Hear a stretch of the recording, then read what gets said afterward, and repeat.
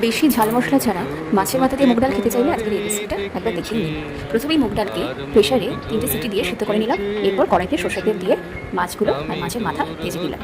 এরপরে ওই তেলে আরেকটু তেল মিশিয়ে প্রথমে গোটা জিরে, গোটা গরম মশলা, শুকনো লঙ্কা, তেজপাতা ফোড়নে দিয়ে দিলাম। এরপর 5-6টা মতো রসুন কোয়া থেতো করে দিয়ে দিলাম। আর একটা বড় সাইজের পেঁয়াজ কুচি করে সেই তেলে ভেজে নিলাম। ভাজা হয়ে গেলে প্রথমেই আদা, কাঁচা লঙ্কা, শুকনো লঙ্কা বাটা, তারপরে একে একে নুন, হলুদ, জিরের গুঁড়ো দিয়ে দিলাম এবং মশলাটাকে ভালোভাবে কষিয়ে নিলাম।